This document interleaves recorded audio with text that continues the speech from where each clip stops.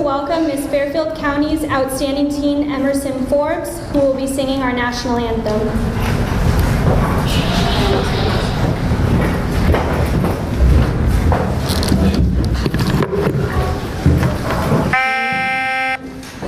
Oh, say, can you see by the dawn's early light what so proudly we held at the twilight's last gleaming, whose broad stripes and bright stars through the perilous fight o'er the ramparts we watched were so gallantly streaming, and the rocket's red glare, the bombs bursting in air, gave proof through the night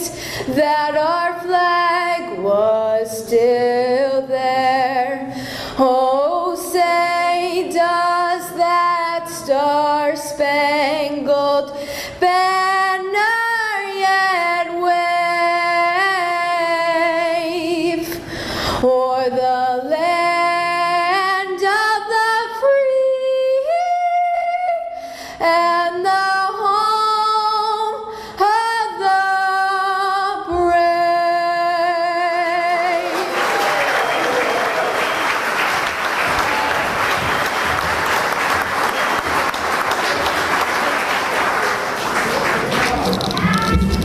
I'd now like to welcome special guest musical artist Dunn Pearson.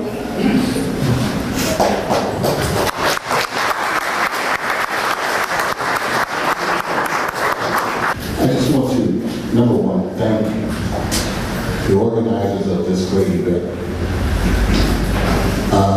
For those of you that don't know who I am, my name is Dunn Pearson. I've been truly blessed in my own right to have been one of the co-founding members and one of the inaugural members of the Rock and Roll Hall of Fame group called the OJs.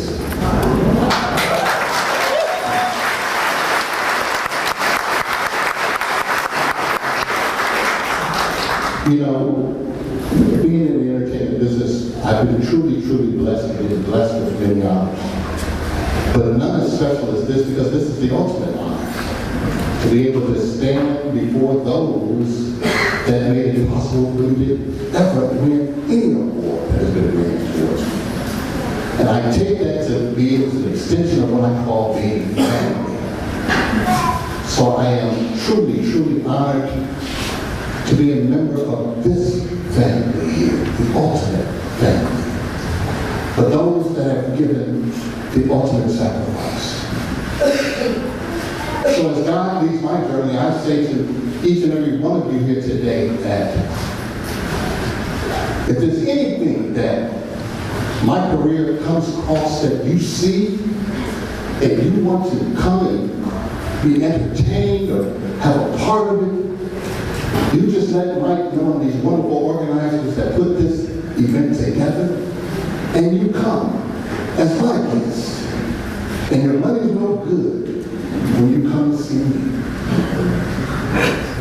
I want to thank Malcolm Ashley, the gentleman that brought me to this event. And the next thing I knew, I was sitting in the office of Senator Blumenthal, and I know he's very busy today.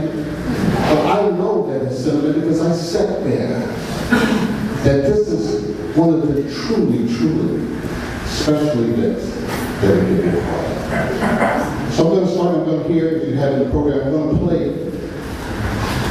Amazing Grace. But I'm going to start with an intro a little bit, of an intro of one of our songs from the OJs, and it's called Stairway to Heaven.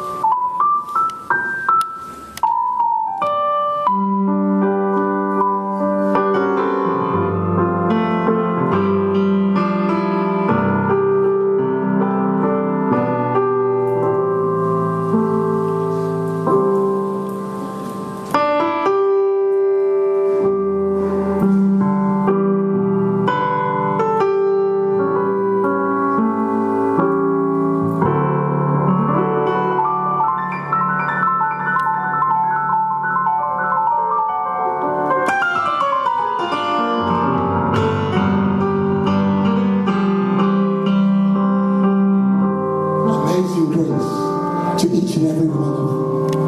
God's name. Amen. Thank you.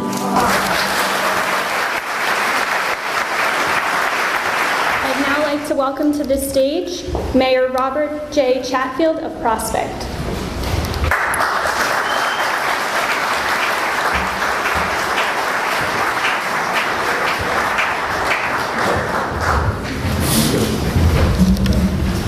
Thank you. Excuse me. Thank you to our Gold Star mothers, Gold Star families, brother and sister veterans, family and friends, and especially those who are looking down upon us to make the supreme sacrifice so that we all may be here today. Welcome to Prospect. I'm going to take a moment to tell you of an event that happened to me when I was stationed over in Germany from Spangdahlem Air Base from 1962 to 1965. A new roommate came in. His name was Bob Sunset, and he was from California. And all his family knew that he was buried someplace in Europe in an American military cemetery. So every weekend we started going and visiting American military cemeteries in every country. Obviously, there were none in Germany. First one we went to was in Luxembourg, and we finally found his dad up in Holland. The guard led us in to where his father's grave was. My buddy and I stood back a little bit so Bob could kneel down and talk to his father, who he'd never met. We then went off the cemetery and came back in and placed some flowers. And then we went back to the base in Germany. 2 weeks later, a diplomat from Holland showed up at the main gate with a sealed pouch from the royal family. It was an invitation to Memorial Day ceremonies in Holland that year. We were very honored. We went there, and if you did this today, changing a uniform in the field, you'd probably be locked up, but we did that. We put on our dress blues, and Bob was up on the dais with the rest of the royal family, and what even hit us even more emotional was the jets that flew over were from the 49th Tactical Fighter Wing that I was assigned to in Germany. And I think that event made me a better American, because every time we went someplace and we saw a sign from an American military cemetery as far south as Italy, we went in and we visited. And you walk into an American military cemetery, it's so quiet and so serene. So I again want to welcome you all to Prospect, and for the record, I did work at Sikorsky's for 3 years when I got out of the Air Force in 1965, and I welcome you all here to Prospect, and I hope when you leave you'll notice our flags flying up and down Route 6, 68, 69. Thank you.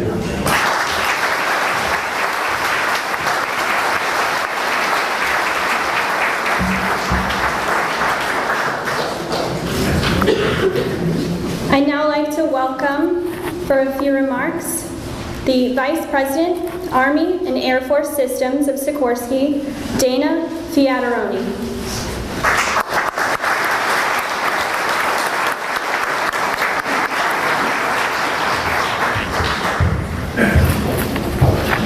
Well, good afternoon.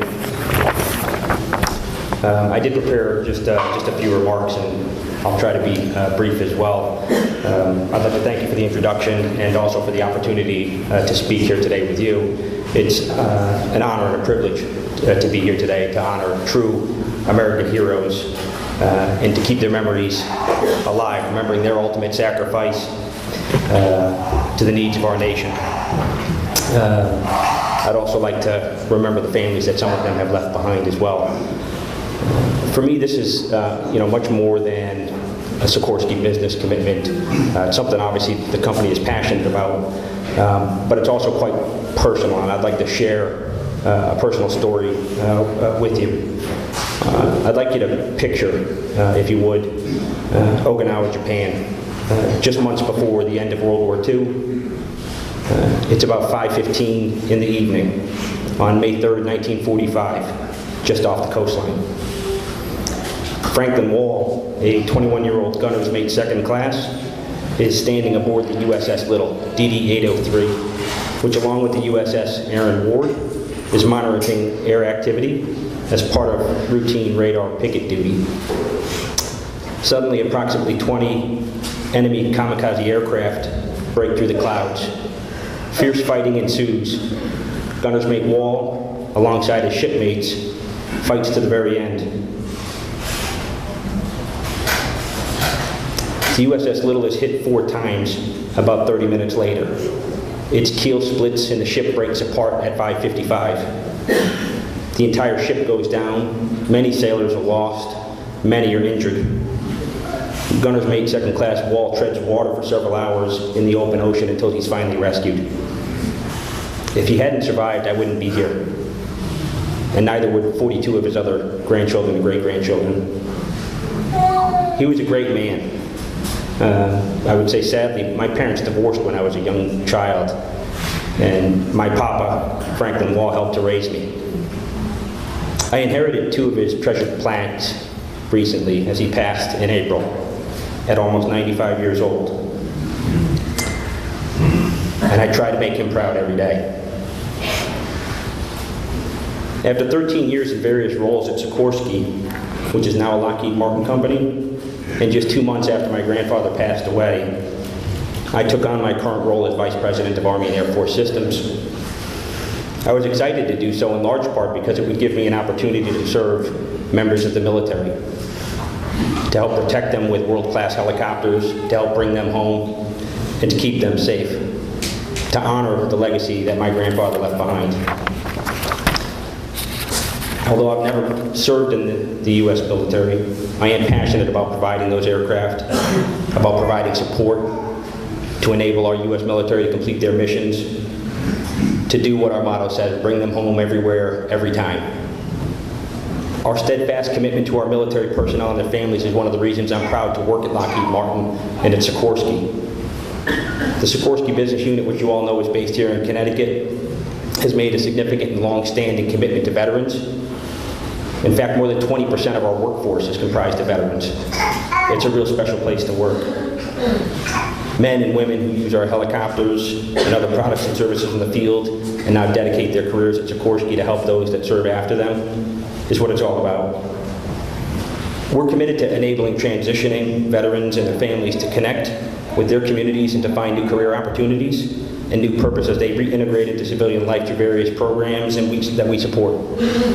We collaborate with government and private organizations to support the professional development of active and former service members and their spouses who are ready to build or transition into rewarding civilian careers. Our alliance with the Connecticut Fallen Heroes organization, which was founded by Sikorsky's own Mike Mastroni. See him back there. Mike and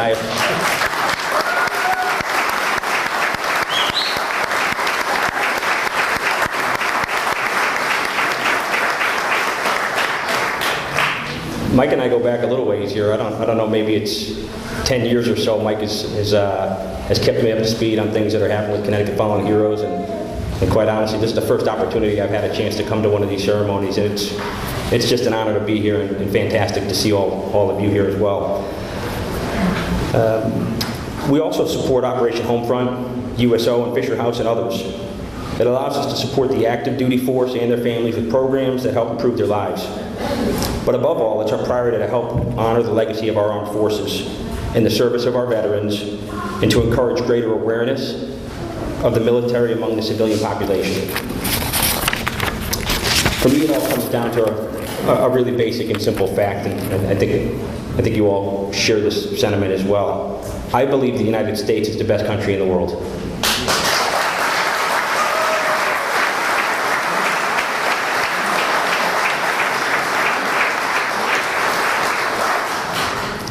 There's no freer place, and there's no better place to raise a family.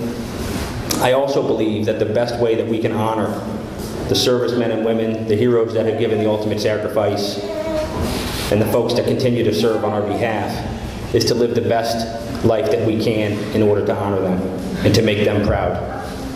I mentioned earlier that I do that in honor of my grandfather, and I do that in honor of the living servicemen and women, and I do that in those that have passed and made that ultimate sacrifice as well, because I believe it's the best way to honor them. With that said, it's my privilege to introduce two heroes who are here with us today. And as I understand, both are very humble, and they may be a little bit annoyed with me for doing this, but I'm going to do this anyway. Both are survivors of the Battle of the Bulge.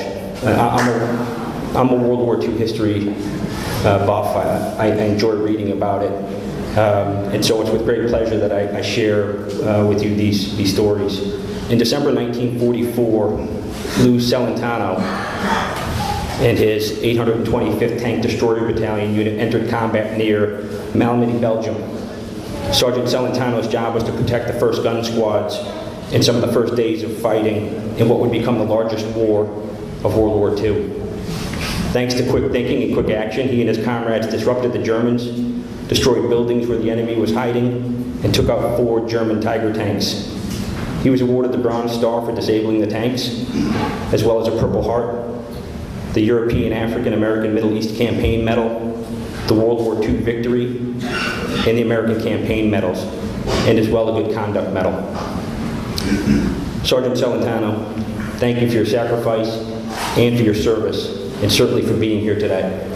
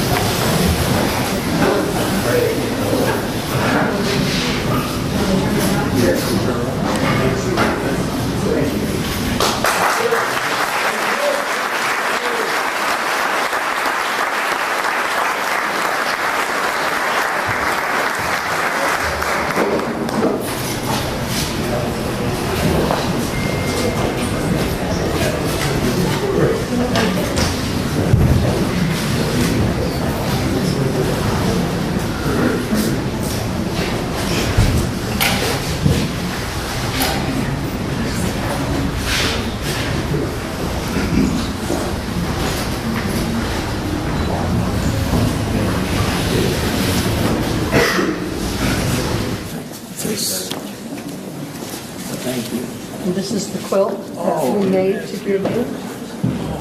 Put it over your lap for your wheelchair. Very good. Thank you very, very much.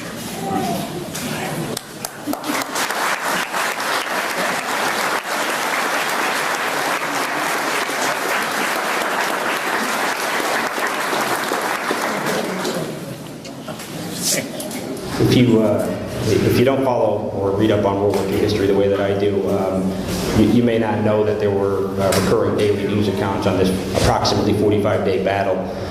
Almost 90,000 American soldiers died or were wounded in the Battle of the Bulge. So it was some pretty ferocious fighting. I want to thank Sergeant Celentano one more time, and also just to share with you one more person that I'd like to recognize.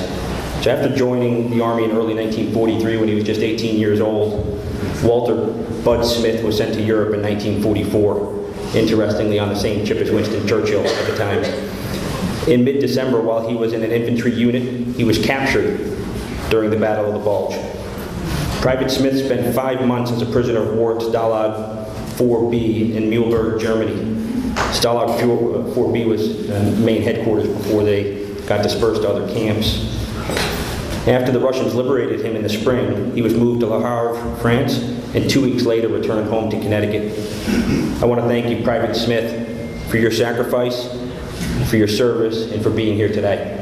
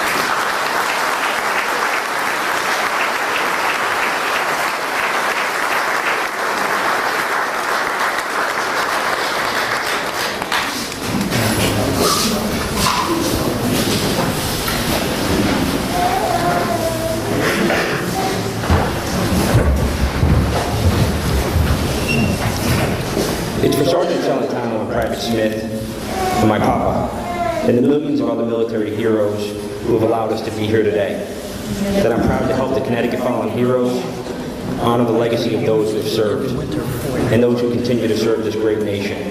God bless America.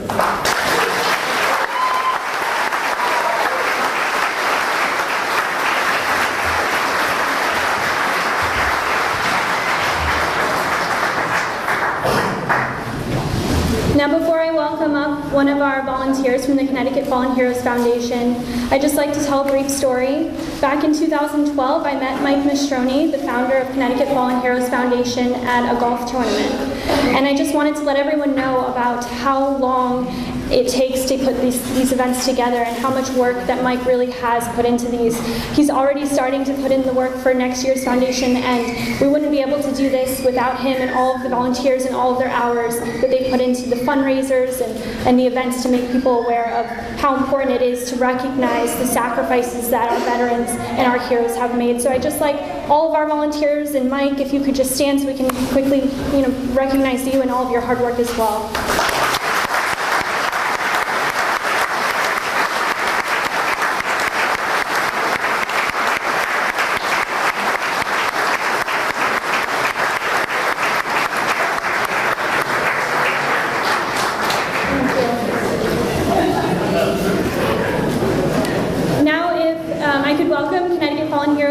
Foundation volunteer Tom Stevens to the stage. He will be honoring Vietnam veteran Peter G. Curtis. Good afternoon, everyone. To the Gold Star families, and veterans, families, and friends, it's my humble honor to address you. It's my privilege to address you on behalf of Peter Curtis today. I'm Tom Stevens, and I've reached that age where my contacts and my cheaters prevent me from being able to see what I've written. You're not alone. Thank you, Kara. I think I had the same problem last year with the microphone as well. I want to just begin by recognizing the contribution of Malcolm Ashley, who contributed to provide me with information regarding Peter Curtis. And I should begin by recognizing Peter Curtis, who's here with us today in the front row, and let all of us thank him for his service, which was remarkable. Thank you.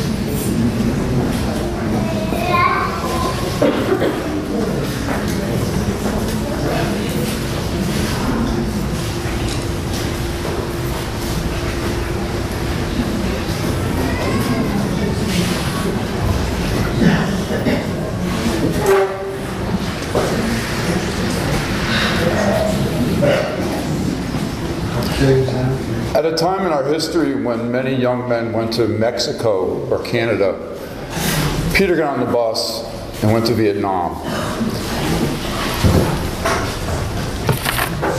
He was born in Connecticut. He's a native of Hamden, born September 6th, 1941. He comes from a family with a long military history. Peter was deployed from July 1967 through July 1969, with his reserve service ending in 1972.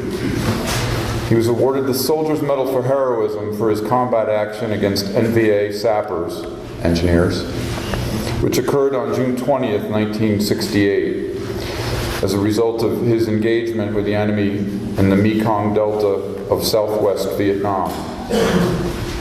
He grew up in the greater New Haven area. Before his service in Vietnam, was witness to the riots in New Haven and the impact that they had on the local community.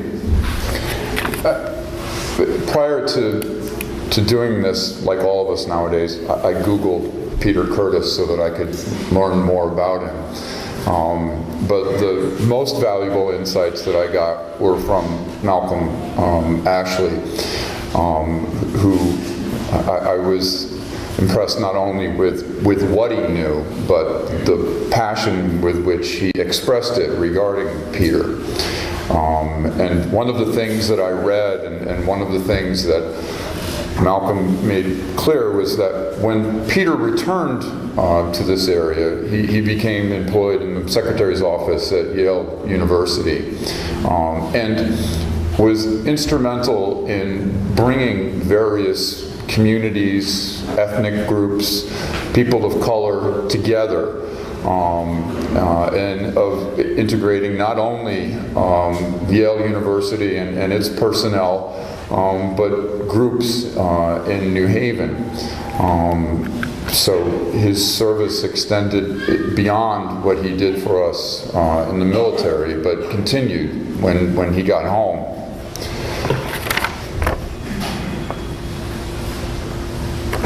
Peter's a graduate of Notre Dame High School and the University of Connecticut. When he left Yale University,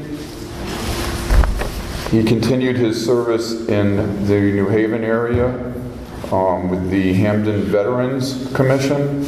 And then he also founded a group known as Vets Link to serve the needs of Vietnam and Iraqi and Afghanistan veterans who often return home without the training or the guidance to advance with their finances. And so it was through his efforts that many were able to obtain financing for businesses and for homes and that type of thing.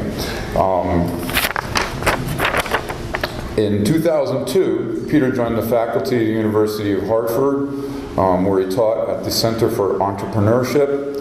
He mentored entrepreneurs from all different backgrounds in the sciences of profit and loss, and return on investment and investment planning. Most recently, Peter was awarded on September 6th, 2018, the Connecticut Wartime Service Medal to honor his service to America, continuing a combat service tradition held by the Curtis family in Hamden, Connecticut. So I want to thank you for your service and your sacrifice, and again, it was my very humble honor to recognize you. Thank you.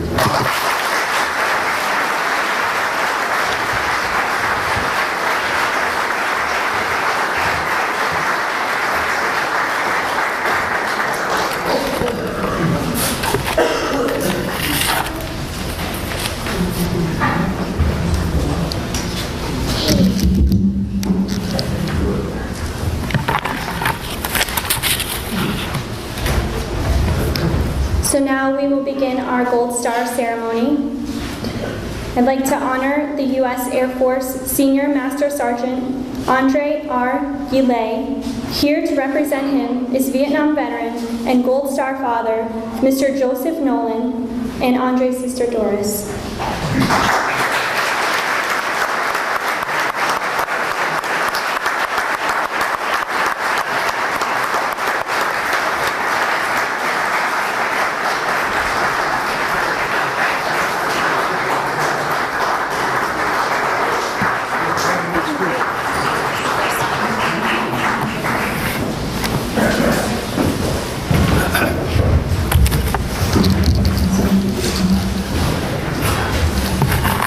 much. I'd like to thank Mike Mastroni and all the organizers of this event. I know I was here a couple of years ago when they honored my son Joe. But I'd also like to thank all the people that came today. I know this is a beautiful Saturday afternoon, but this is very worthwhile. This, by the way, is my daughter Martha. She likes to stay by me all the time, I guess. Before I begin, I've heard several different pronunciations of Andre's last name. I have heard Gillette, Goulet, and then Guillet. I have been asked by Andre's sister Doris to pronounce the last name as Guillet, and I hope I'm saying that correctly.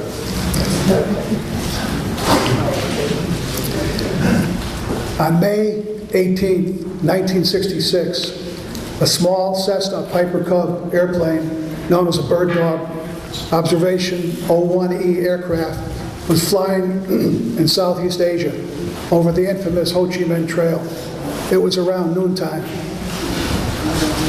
Captain Lee Harley was the pilot, and Airman Second Class Andre Guillet was the forward observer. Spotting the enemy and calling in fire missions were among the tasks of the Bird Dog crew.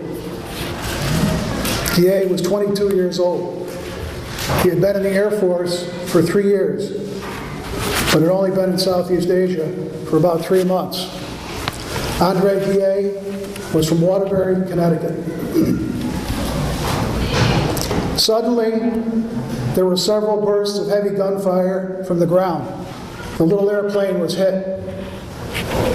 In a letter sent to Andre's parents, his commanding officer wrote, "The pilot of the other aircraft observed Andre's plane descending toward the ground. No parachutes were observed, and aircraft wreckage was seen on the ground. Because of heavy gunfire, observers were unable to establish the accuracy of events after the aircraft contacted the ground. The possibility of survivors, chances of escape, and other questions can only be a matter of conjecture." Close quote. Today, 52 years later, there are still mysteries surrounding the Andre Guillet story.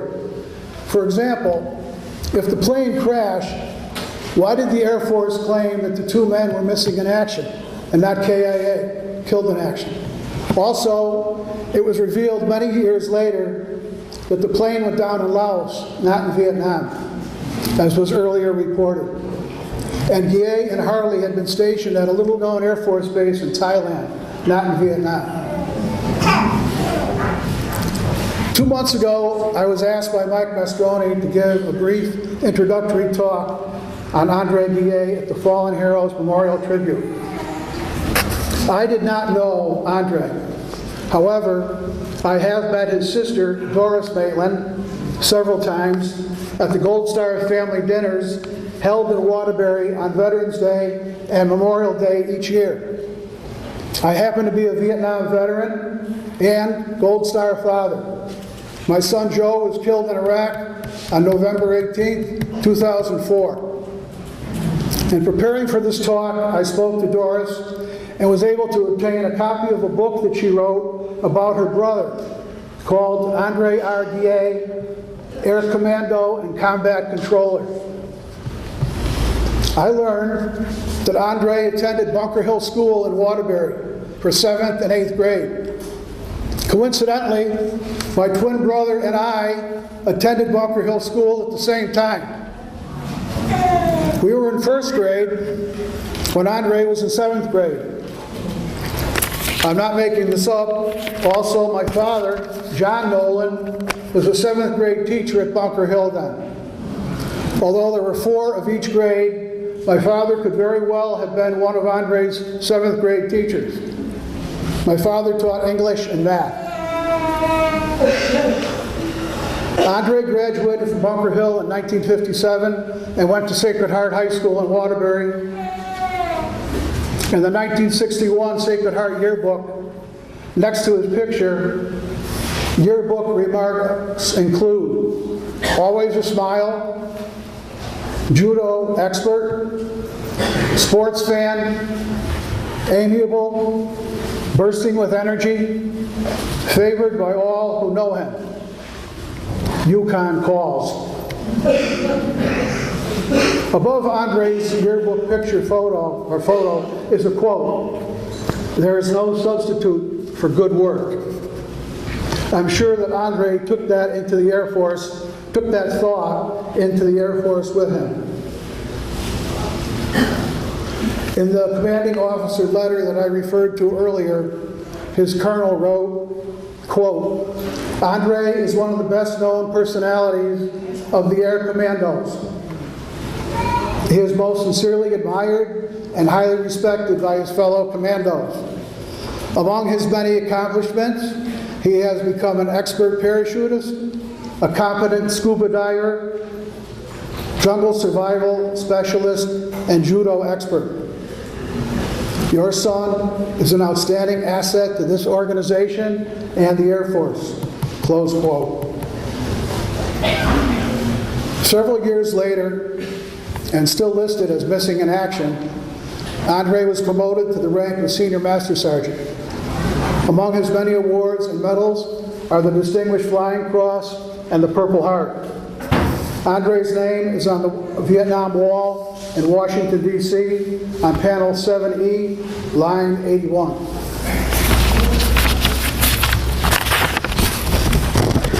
Now I would like to ask Doris Maitland, who is the older sister of Andre, to come up and for the award presentation, and also she will speak more about her hero brother. Thank you.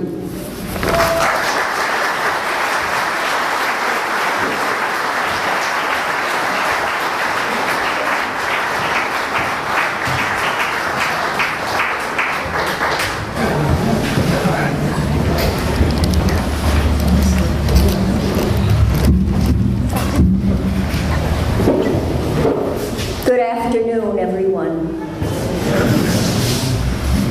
A good portion of the last 30 years of my life has been spent trying to bring my brother home.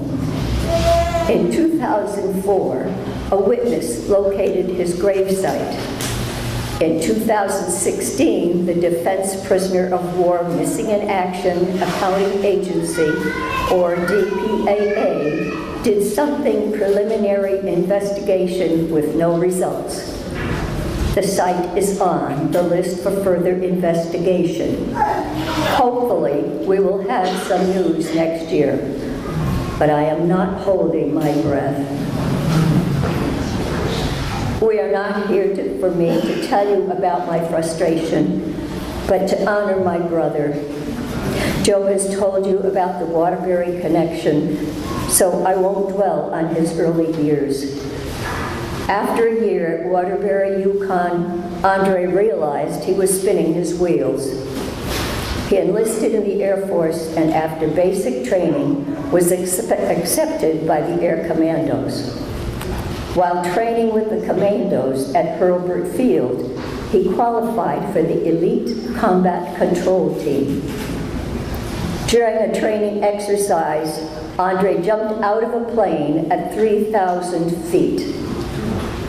When his parachute failed to open, he threw out his emergency chute. That only partially deployed.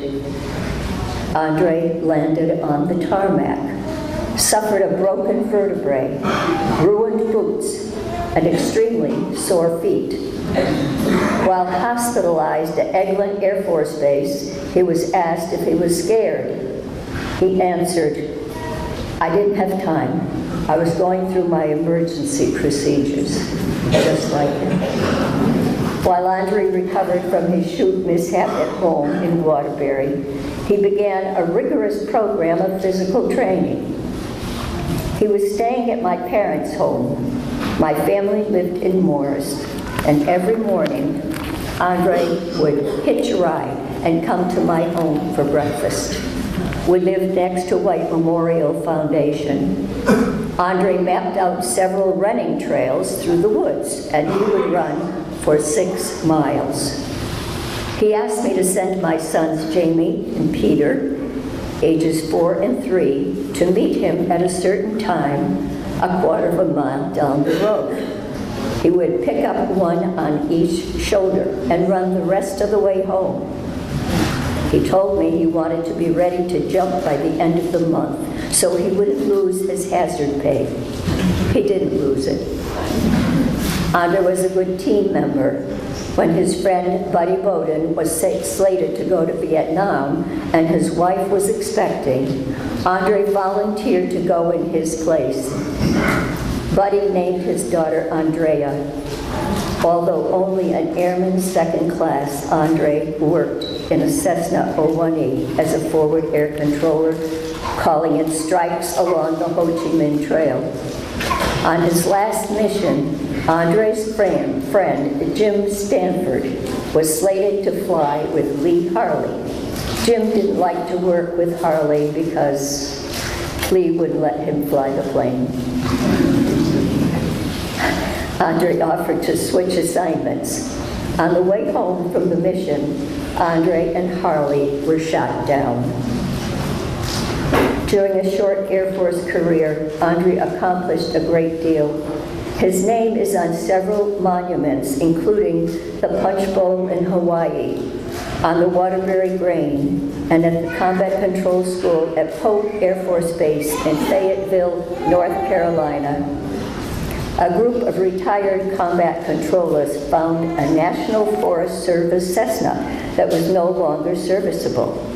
They refurbished it to Vietnam-era configuration and set it up near the school entrance. Andre's and Lee Harley's names are on the plane where they would have been seated. In front of the plane is a granite stone with Andre's story engraved. My sister and I attended the dedication. Most impressive are the forward air controller memorials in Colorado Springs, Colorado, Dayton, Ohio, and Herbert Field, Florida. Andre is the only enlisted man on these memorials. It is a shame that Andre's life was cut short at the age of 23. I take solace from knowing that he was doing what he wanted to do. He wrote that he was fighting so his 4 nephews, some of them here, would not have to go to war. They didn't. Thank you. Enjoy the day.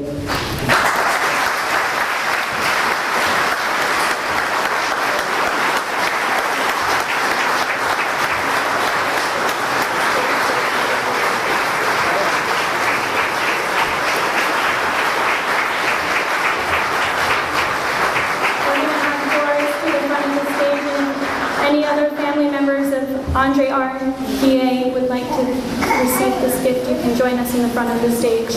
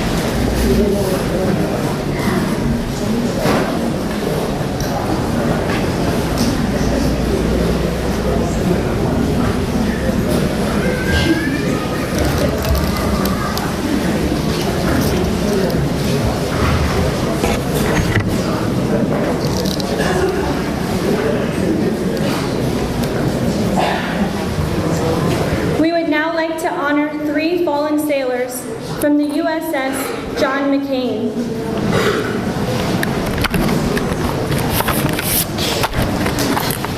Electronics Technician, 2nd Class, Dustin L. Doyen. Intelligence Technician, 1st Class, Corey G. Ingram. And Intelligence Technician, 1st Class, Timothy T. Eccles, Jr. Here to represent them is Navy Chaplain Lieutenant Brian Gibbons.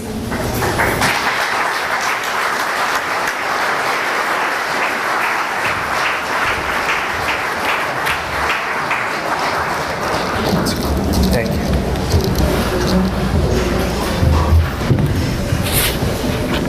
Good afternoon. My name is Brian Gibbons, and I'm an active duty Navy chaplain stationed at the submarine base in Groton. Today I have the privilege to share on behalf of 3 fallen heroes and my fellow Navy shipmates. I personally want to thank those who have put this wonderful event together, which provides a healing connection for all of us. All of our Gold Star families hold a place of honor in our hearts, and we trust that in continuing to remember and celebrate the lives of our servicemen and women, we find strength in one another and we find strength in their heroic example. A little more than a year ago, our U.S. guided missile destroyer, the USS John McCain, experienced a collision, a result of which we have suffered the loss of 10 dear United States sailors. Today we are paying tribute to 3 of these very honorable men. I would like to share a few comments about the life and service of electronics technician 2nd Class Dustin Doyen, who's from Suffield, Connecticut. Information System Technician 1st Class Timothy Eccles Jr., who's from Manchester, Maryland. And Information System Technician 1st Class Corey Ingram, who's from Poughkeepsie, New York. These young men all inspired their fellow shipmates, family, and friends.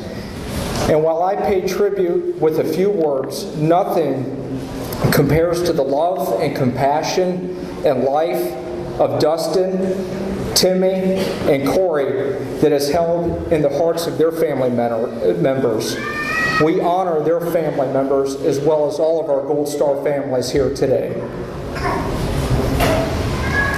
Petty Officer Dustin Doyen has a gentle soul. He had a maturity that was beyond his years that gave him a grace to be respectful and a gift of being sensitive to the welfare of those around him. Dustin enjoyed being in the Navy, and not only was he a dedicated electronics technician, but as a strong, athletic young man, he went beyond the call of duty to serve as a search and rescue diver on DDG 56.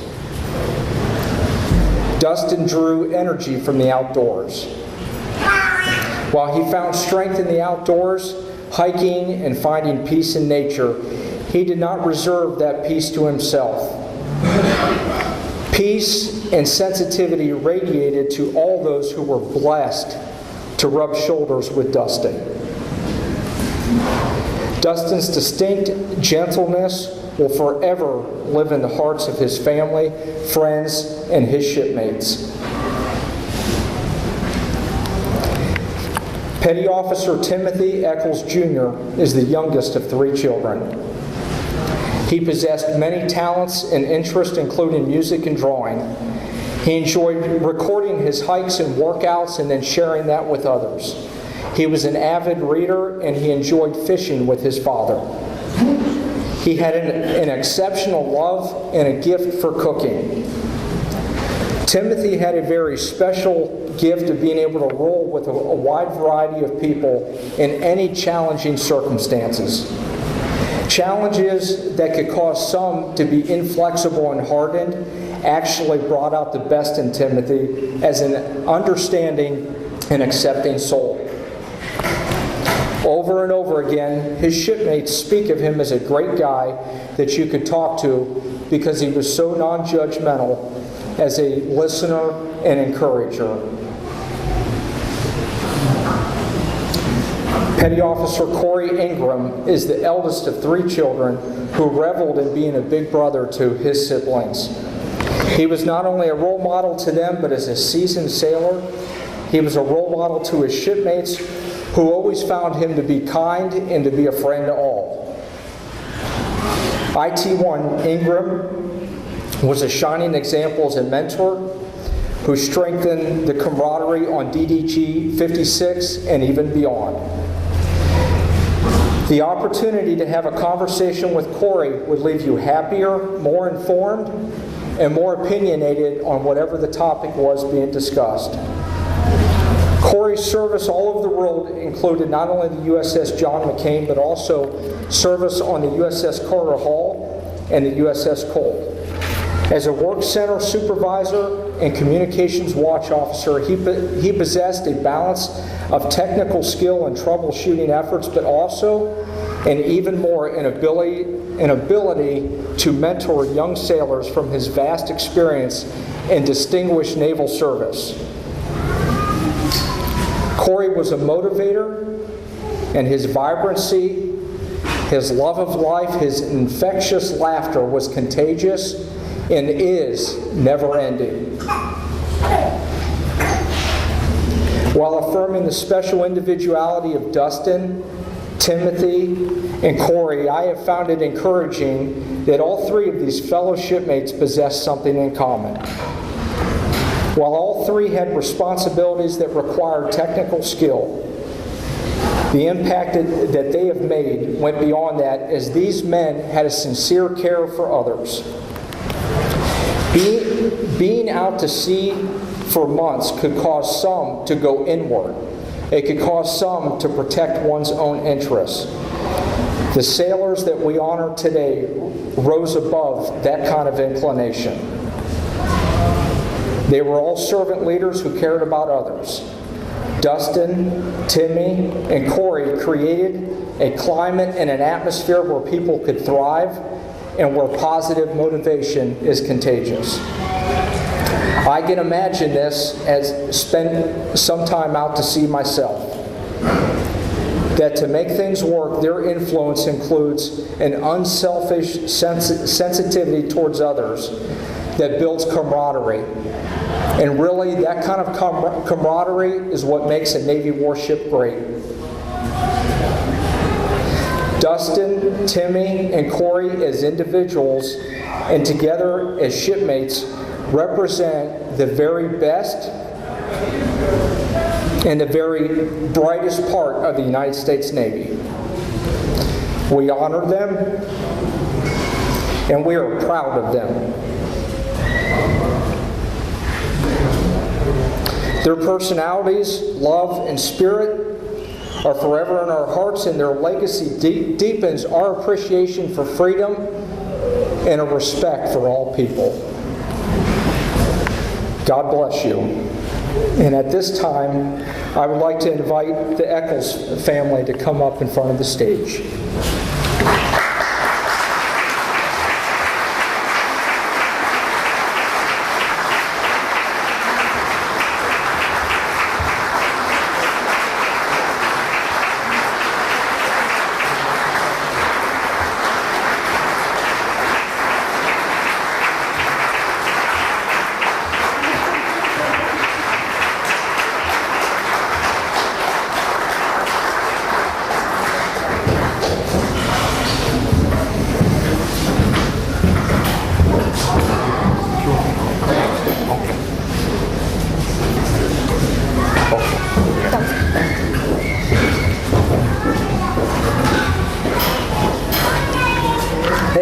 At this time, with the Ingram family, I'm very sorry.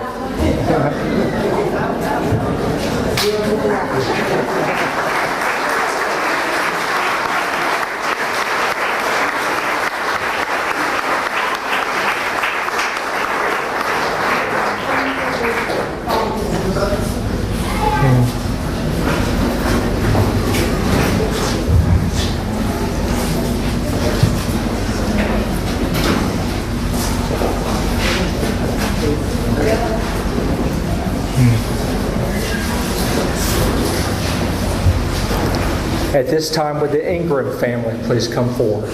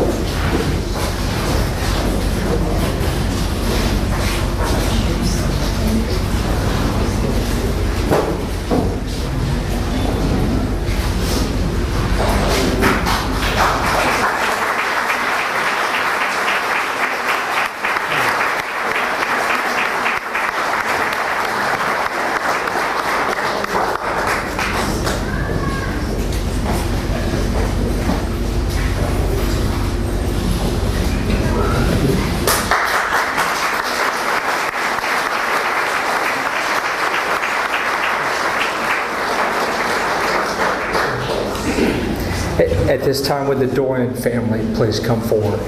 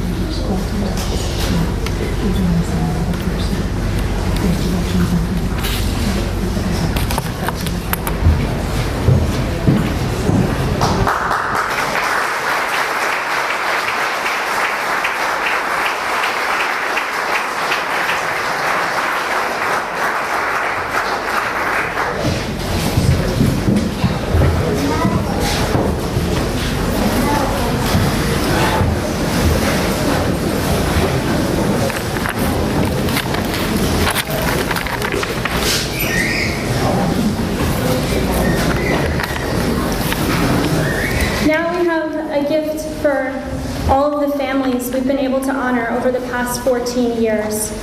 To date, we've unfortunately honored 63 fallen heroes.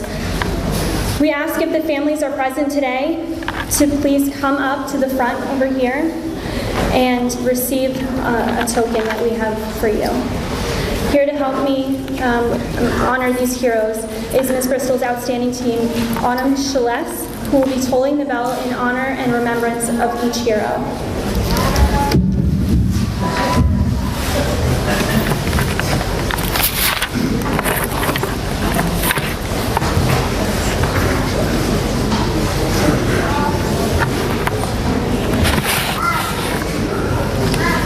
Private Cheyenne M. Seymour, U.S. Army, Trumbull, Connecticut.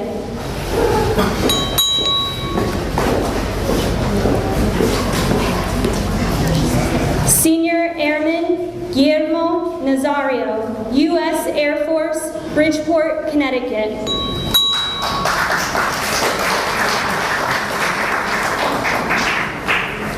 Corporal Jordan C. Pearson, U.S. Marine Corps, Milford, Connecticut. Private First Class Nichols A. Medeiros, U.S. Army, Wilton, Connecticut.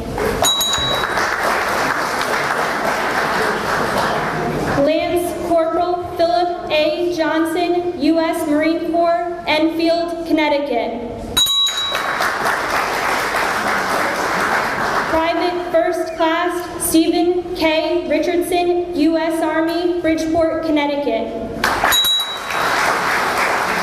Petty Officer, 3rd Class Nathan B. Bruckenthal, U.S. Coast Guard, Ridgefield, Connecticut.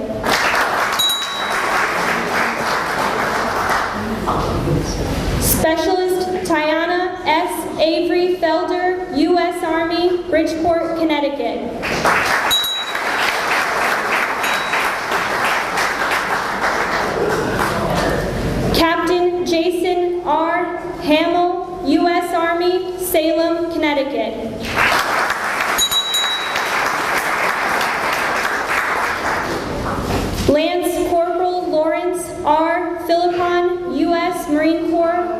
Hartford, Connecticut.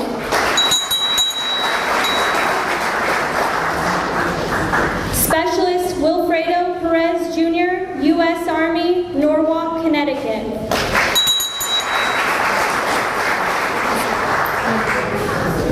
Staff Sergeant Martin F. Troy, U.S. Army Air Force, Norwalk, Connecticut.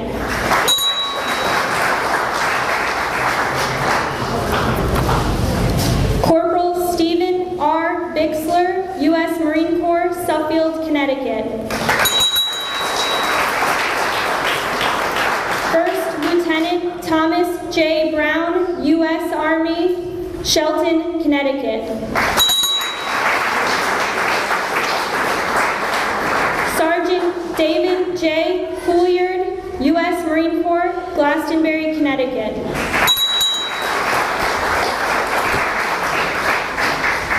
Corporal Kevin Jack Dempsey, U.S. Marine Corps, Monroe, Connecticut. Staff Sergeant Richard Rick Eaton, Jr., U.S. Army, Guilford, Connecticut.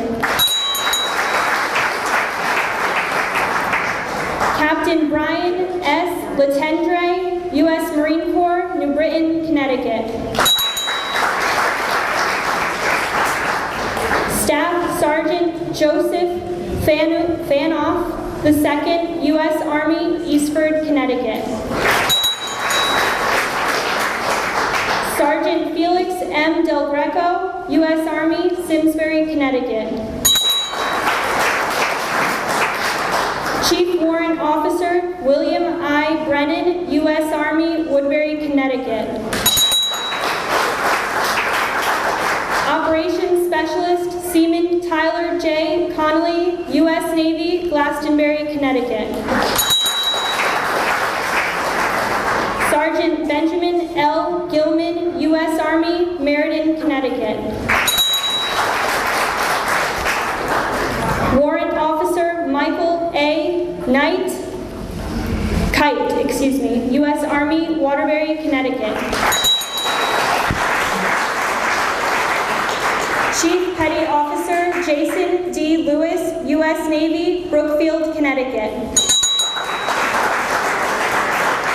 Lieutenant Michael P. Murphy, U.S. Navy, Patog, New York. Corporal Kimafum An Chanawansky, U.S. Marine Corps, Waterford, Connecticut. Chief Warrant Officer Richard Lee, U.S. Army, Wallingford, Connecticut. Sergeant Ronald Howard, U.S. Army, Bethany, Connecticut. Staff Sergeant Ronald W. Cardona, U.S. Army, Gardner, Massachusetts. Private First Class Kyle J. Coutu from U.S. Marine Corps, Providence, Rhode Island. Specialist Andre Craig Jr., U.S. Army, New Haven, Connecticut. Private First Class Anthony DiAugustino, U.S. Army, Waterbury, Connecticut.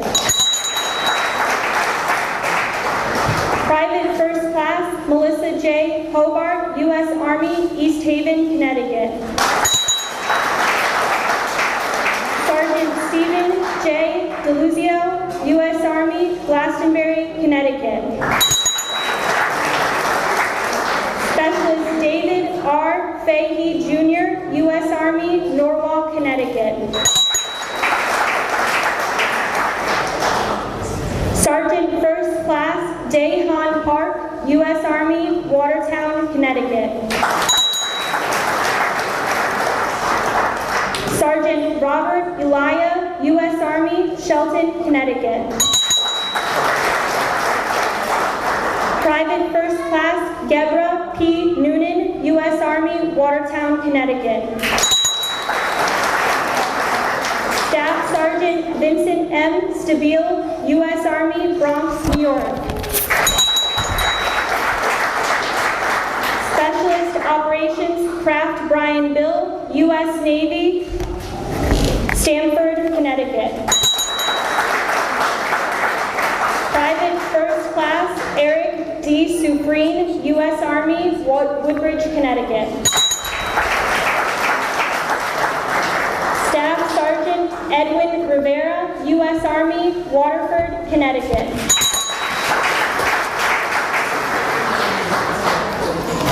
Sergeant Robert Leska, U.S. Army, Trumbull, Connecticut. Sergeant Joseph Nolan, U.S. Army, Waterbury, Connecticut. Private First Class Thomas E. Donovan, U.S. Army, Norwich, Connecticut. Lance Corporal Tyler O. Griffin, U.S. Marine Corps, Voluntown, Connecticut. Lieutenant Junior Guard Michael DiBartolomeo, U.S. Navy, Stamford, Connecticut. Corporal Jacob Latour, U.S. Marine Corps, Waterbury, Connecticut. Corporal Frank G. Navarro, U.S. Army, West Haven, Connecticut.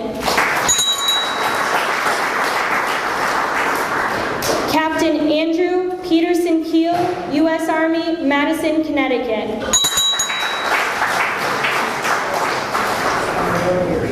Specialist 4 Philip E. Ruminski, U.S. Army, Highland Falls, New York. CUCM Navy Diver Robert D. Stetham, U.S. Air Force, Ozone Park, Queens, New York. Excuse me, I'm going to repeat that one. It's from the U.S. Navy, Waterbury, Connecticut. I apologize. I'll do that one again. CUCM Navy Diver Robert D. Stetham from the U.S. Navy, Waterbury, Connecticut.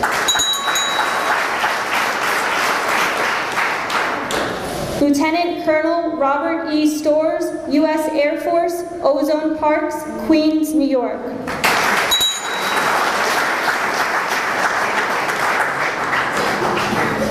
Lance Corporal Lester R. Atherton, U.S. Marine Corps, Bridgeport, Connecticut.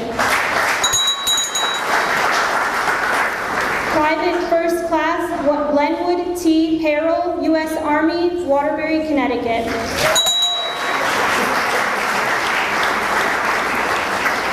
Specialist Robert W. Hoyt, U.S. Army, Ashford, Connecticut. Private First Class William A. Mastrioni, U.S. Army, Stratford, Connecticut. Specialist 4 Robert Tilquist, U.S. Army, New Haven, Connecticut.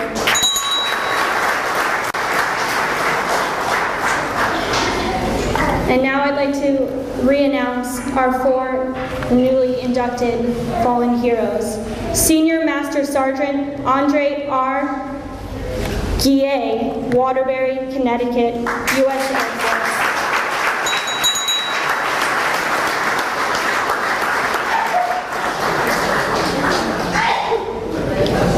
Electronics Technician, 2nd Class, Dustin L. Doyen, Suffield, Connecticut, U.S. Navy.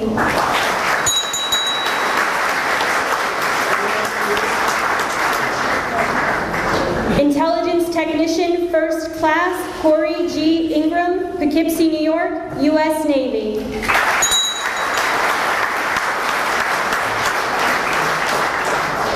Intelligence Technician, 1st Class, Timothy T. Eccles, Jr., Manchester, Maryland, U.S. Navy.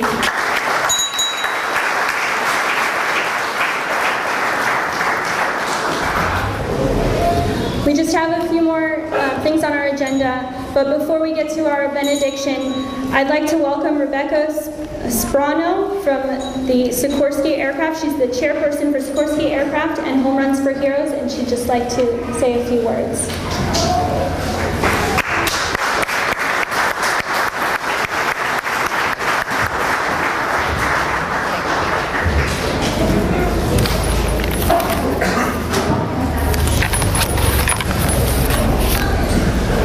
Good afternoon. I am Rebecca Sprano, and for the past... Thank you. All right. I am Rebecca Sprano, and for the past 8 years, Sikorsky Aircraft, the Lockheed Martin Company, the Teamsters Local 1150 Union, and about 100 Sikorsky employees have volunteered to organize an event, Home Run for Heroes. This baseball game honors and benefits local veterans and their families. This year, the event is benefiting 4 local veteran organizations, and Connecticut Fallen Heroes is one of the organizations. On behalf of the entire committee and the sponsors for Home Run for Heroes and Sikorsky Aircraft and the Teamsters Local 1150, I am presenting to the Connecticut Fallen Heroes a check in the amount of $17,466.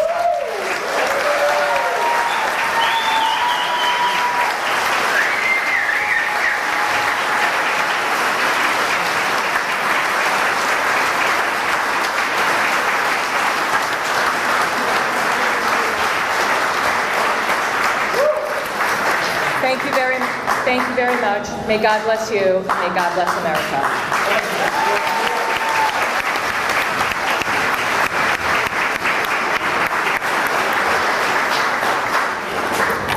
That's absolutely amazing. We are so grateful for all of you attending today and everyone that's helped to make this possible in honoring and remembering our fallen heroes, because without them we would never be able to be here today safe in our own homes. Before we end this, we're going to actually have our benediction outside on the balcony where we'll release some butterflies. I'd just like to remind you that we still have these raffle baskets.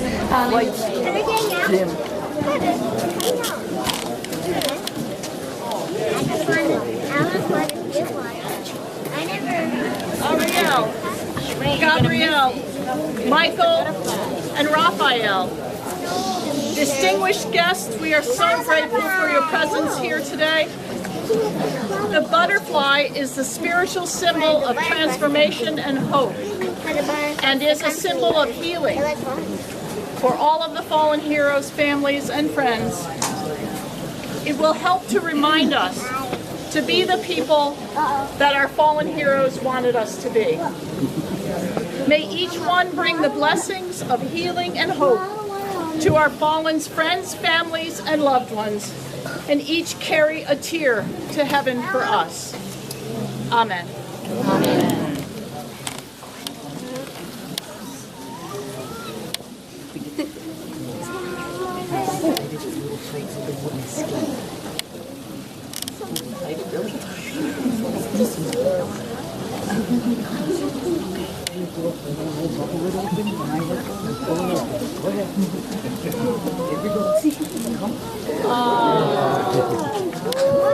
They don't want to leave us. They don't want to go. They don't want to.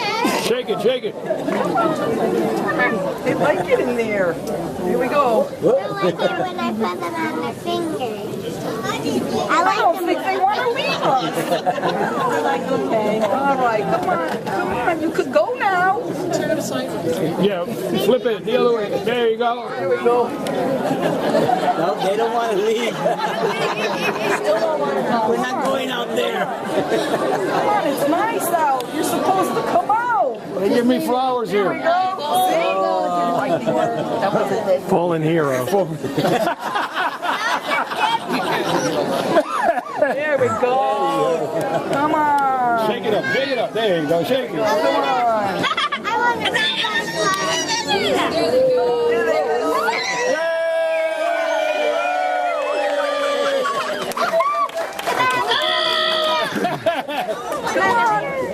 You're like,